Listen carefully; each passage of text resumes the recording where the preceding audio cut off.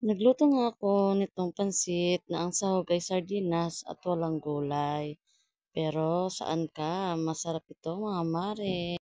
Kaya tara, samahan niyo ako magluto nitong pansit bihon na ang sahog ay sardinas. Bago nga ang lahat yan mga mare, ito nakasalang na nga itong kawali, nilagyan kong taba at nang mainit ng taba nilagay ko na itong sibuyas at bawang. Pasensya nyo na nga pala kung taba ang tawag ko sa mantika dahil sa Pampanga nga ay taba ang tawag namin dito sa mantika. At ito na nga, nilagay ko na nga itong sardinas. Dalawang sardinas ang ilalagay ko rito mga mare para kahit papano ay malasa yung ating bihon. Nilagyan ko na nga din siya ng tubig dyan mga mare. Tapos lahat ng sangkap niya ay sinabay-sabay ko na. Alas 6 na nga ng gabi ito mga mare nang pinabili ko sa partner ko.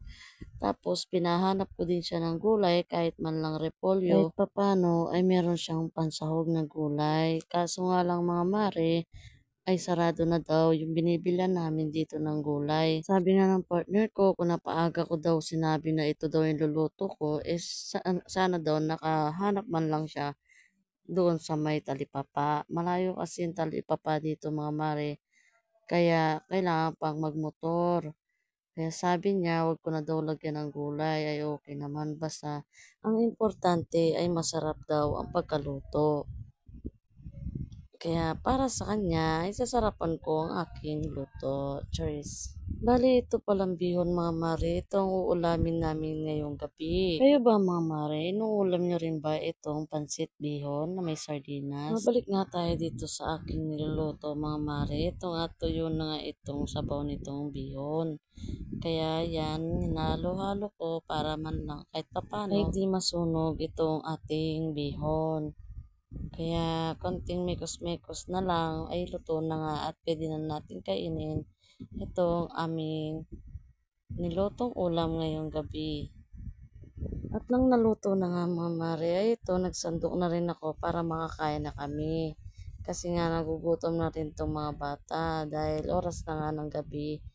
Alas 7 na rin to nung matapos ako. Kaya ayan, nilagyan ko nga ng paminta ulit at saka chili paste. Para, gusto ko kasi mga mare may konting anghang. Hindi na nga ako kakain ng kanin mga mare dahil dito pa lang sa pansit ay siguradong busog ka na.